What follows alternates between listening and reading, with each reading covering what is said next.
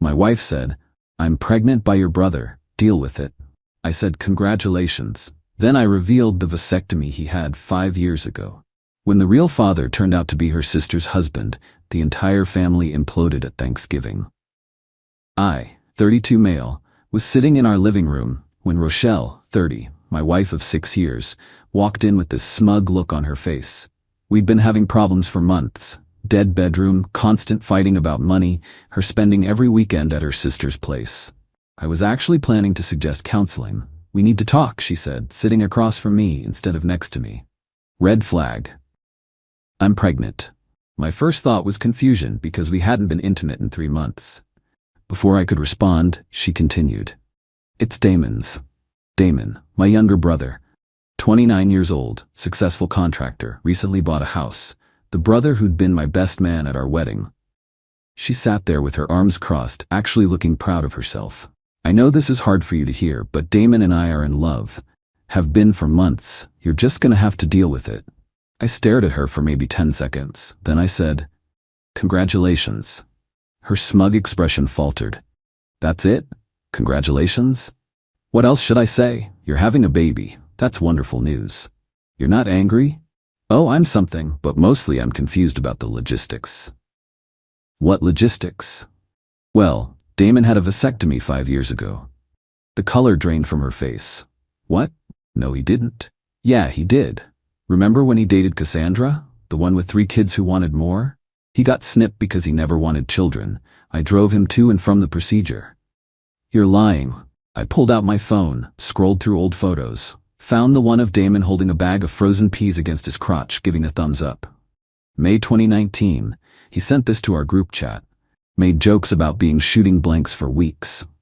Rochelle snatched my phone, stared at the photo. Her hands were shaking. He never said. Probably because you never actually slept with him.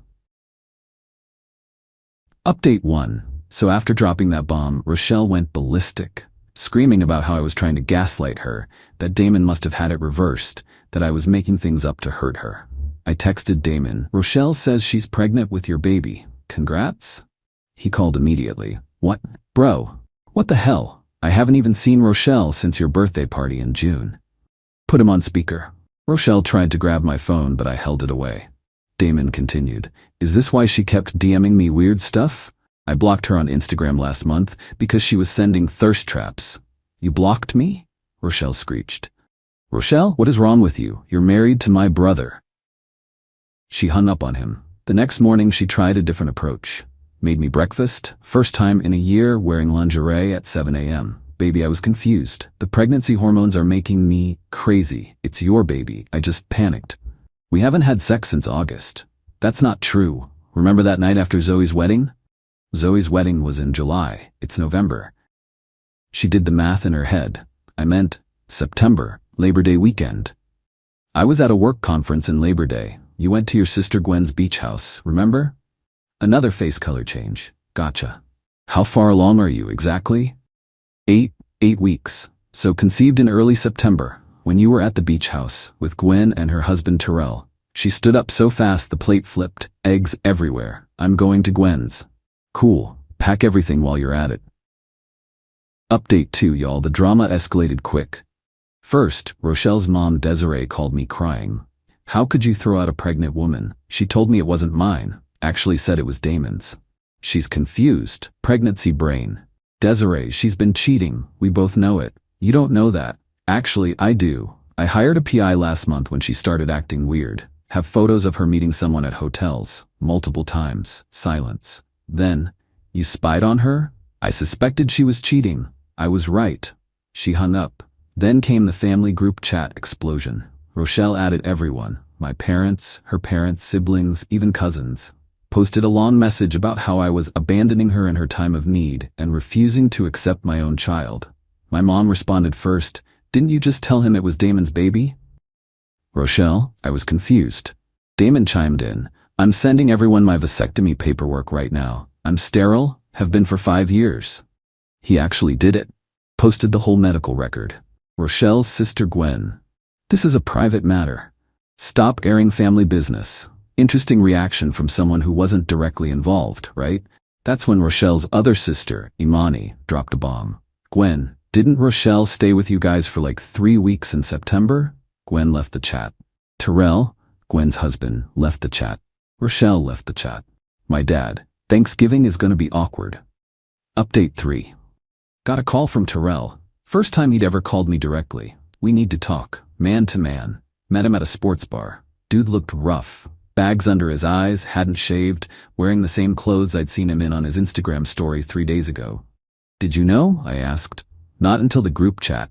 But things make sense now. Gwen's been acting weird. Super protective of her phone. Started accusing me of cheating out of nowhere. You think Rochelle and Gwen? No, man. He took a long drink. I think Rochelle and I… What? Labor Day weekend. Beach house. I got blackout drunk. Woke up on the couch with my shirt inside out. Rochelle was acting weird the next morning. Gwen said I passed out early and she put me to bed, but… You think Rochelle? I don't think anymore. I know. Found a video on our cloud storage from our bedroom security cam. My stomach dropped. At the beach house? Yeah, we installed it because of break-ins in the area. It backs up automatically. He showed me his phone. I can't show you the whole thing, but look at the timestamp. September 2nd, 3:27 a.m. There was Rochelle, sneaking out of their bedroom, hair messed up, carrying her shoes.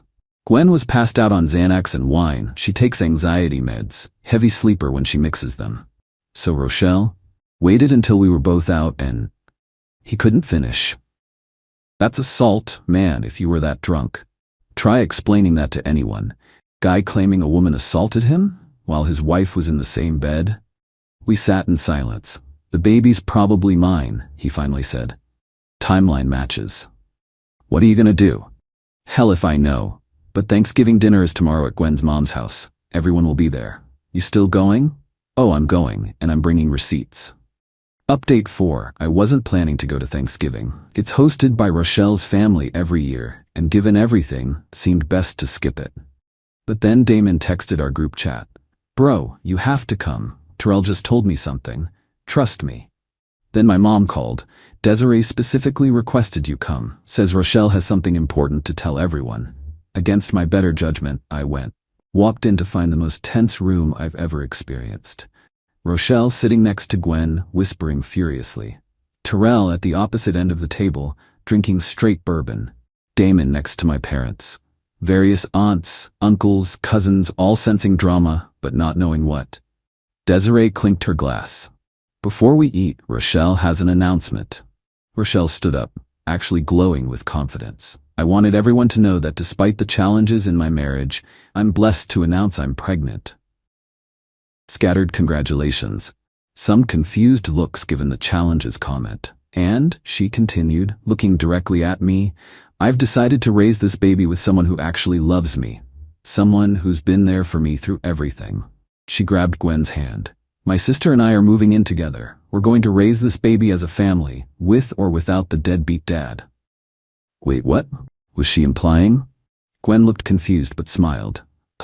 Yes, I'll always support my sister. Terrell stood up. Actually, I have something to share too. The room went quiet. Since we're talking about the baby, we should probably discuss how it was conceived. Rochelle's face went white. Terrell. Don't. No, I think everyone should know. He pulled out his phone, connected it to the Bluetooth speaker they use for music. This is from September 2nd, 3:47 a.m. Audio started playing. Rochelle's voice slurred. He won't remember anything. Gwen's passed out. Stop being such a baby about it. Terrell's voice barely conscious. What are you doing? Stop. Shut up, you've been flirting with me all weekend. No, get off. Gwen. Rochelle laughing. She's unconscious. I put extra Xanax in her wine. Just lay back. Desiree gasped. Turn it off. There's more, Terrell said. Security footage of her leaving our bedroom. Photos from the PI showing her buying Plan B the next day. But I guess that didn't work. Gwen stood up slowly, staring at Rochelle. You drugged me? You slept with my husband? It wasn't like that, Rochelle pleaded. He came on to me. We just heard audio of you saying you drugged me. That's taken out of context. What context makes that better? Gwen screamed. Yes, the same line from the divorce court story, but it really applies here. Rochelle turned to me. This is your fault. If you'd been a better husband. You drugged your sister and assaulted her husband because I was a bad husband? The room exploded. Desiree was crying. Gwen lunged at Rochelle but got held back by cousins. Terrell threw his wedding ring at Gwen's feet and walked out. My mom was praying out loud. Damon was recording everything, of course. Rochelle tried one more manipulation. I'm pregnant. You can't do this to a pregnant woman. Imani laughed bitterly. Girl, you just admitted to sexual assault on tape that everyone just heard. It wasn't assault. He wanted it. We literally just heard him saying no while drunk. Rochelle grabbed her purse and ran out. Gwen collapsed sobbing. Thanksgiving was officially canceled. Update 5. The fallout has been insane. First, the legal stuff. Terrell filed a police report. The audio, video, and Plan B receipt are evidence. Rochelle's been calling everyone begging them to convince him to drop it. She showed up at my apartment at 2 a.m. pounding on the door.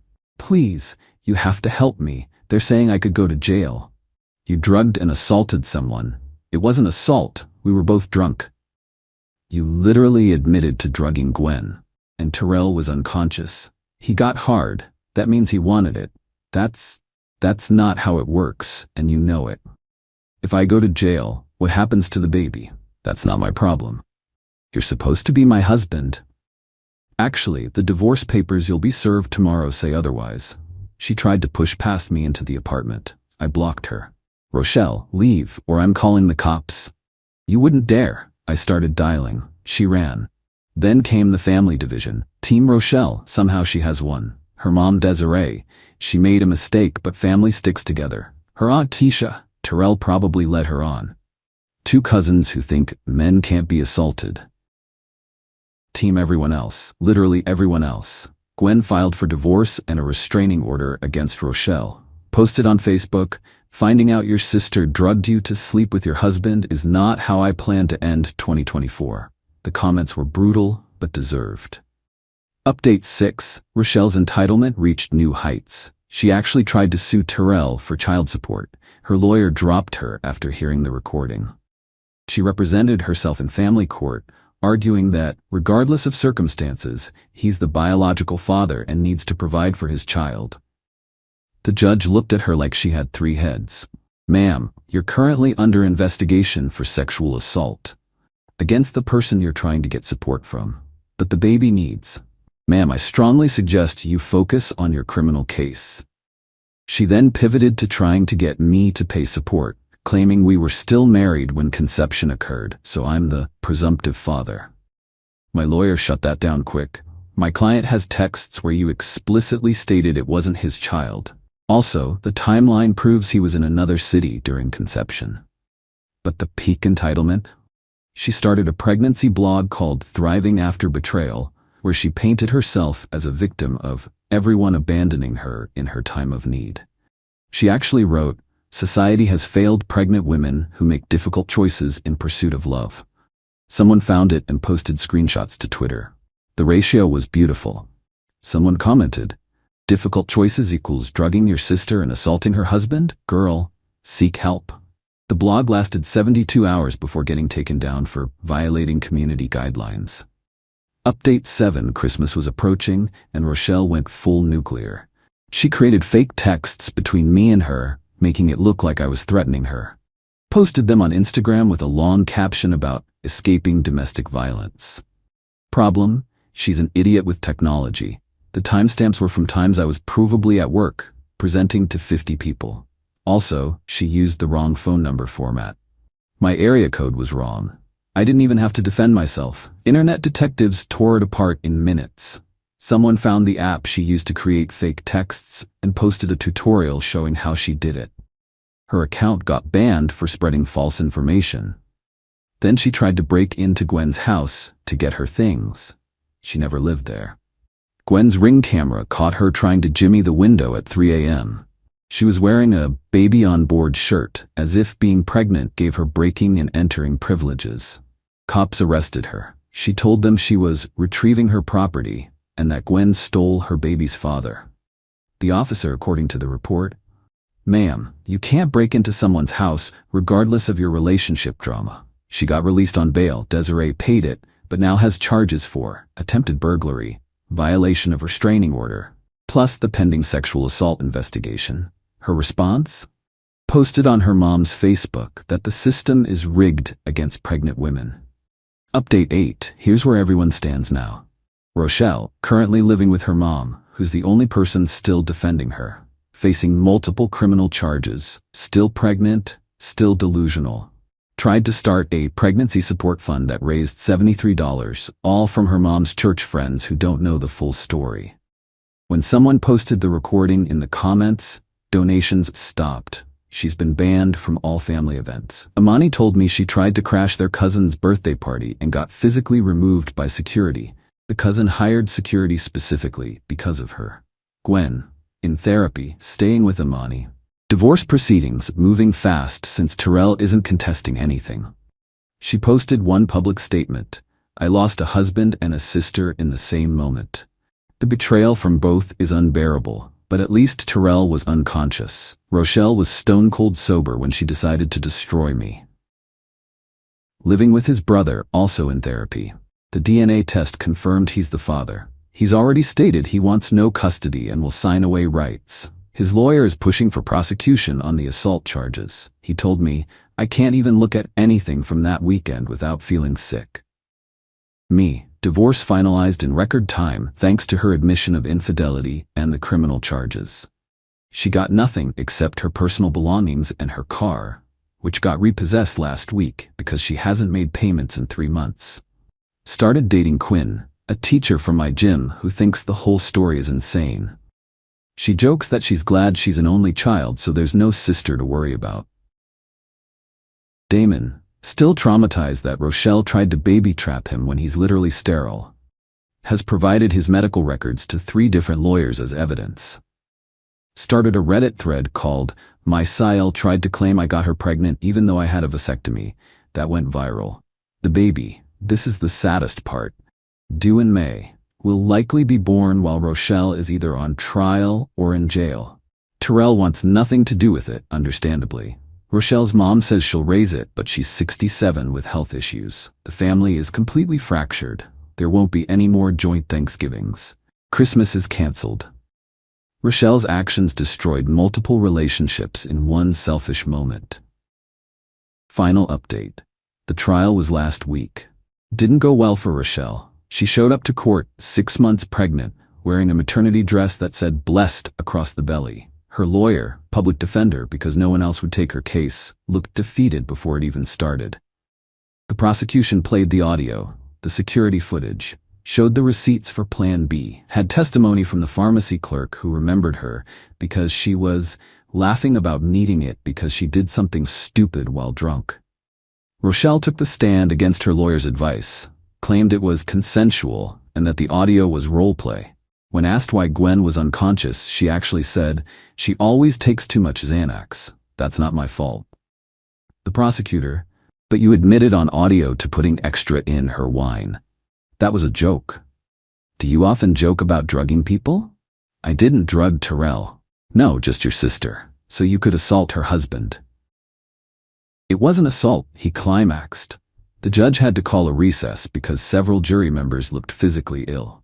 Verdict: guilty of sexual assault in the 3rd degree and administering a drug to facilitate a crime.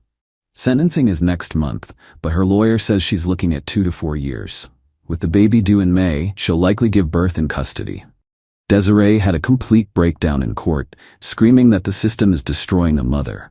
Security had to remove her. She's still posting on Facebook about injustice and asking for prayers for her persecuted daughter. Gwen's victim impact statement was heartbreaking. She was my sister. I trusted her more than anyone. She drugged me and violated my husband in my own bed, then tried to play victim when exposed. The betrayal is indescribable. I can't sleep. I can't trust anyone. She destroyed my life for a drunk hookup. Terrell's statement: I've been in therapy twice a week since November. I can't be intimate with anyone. I have nightmares. The fact that there's going to be a child from this assault makes it worse. I'm signing away my rights because I can't look at a baby and be reminded of the worst night of my life. Rochelle interrupted. You're abandoning your child. Ma'am, you're only making this worse for yourself. After the verdict, Rochelle's last Facebook post before going to holding, wrongfully convicted for being in love. This isn't over. Actually, Rochelle, it is. As for me, the divorce is final. I'm in therapy to process the betrayal. Quinn and I are taking things slow but steady. She came to court with me for support and held my hand through the whole thing. The house sold. I moved to a new apartment closer to work, started fresh, blocked everyone from Rochelle's family except Imani and Gwen, who've been supportive throughout this nightmare. Damon and I are closer than ever. He jokes that at least his vasectomy saved him from being baby-trapped, but I know he's messed up about it too. We go to the same therapist now, different sessions, but same practice. To everyone asking if I feel bad about the baby, yeah, I do. That child did nothing wrong but will be born into an absolute disaster. Desiree says she'll raise it, but she's already showing signs of dementia. The state might end up taking custody. It's tragic, but that's not on me. That's on Rochelle, who decided to drug her sister, assault her brother-in-law, try to baby-trap my brother, lie about everything, double down when caught, destroy every relationship she had, all because she wanted attention and drama. Play stupid games, win stupid prizes. In this case, the prize is a prison sentence and a baby she won't raise. I'm done with this chapter. Moving forward, living my life. And to anyone reading this, if your partner suddenly claims they're pregnant with your sibling's baby, run. But maybe check if your sibling has had a vasectomy first. Might save you some drama. Edit. Since people keep asking, yes, this is real. No, I won't share court documents or real names. Yes, Terrell is getting therapy specifically for male assault victims. The therapist specializes in it. Men can be victims too. Edit 2. Stop trying to find Rochelle's social media. She's in jail anyway. Let it go. Edit 3. For those asking about Thanksgiving recipes, since ours was ruined, my mom makes amazing mac and cheese, but says the secret ingredient is not having family drama. So maybe work on that first.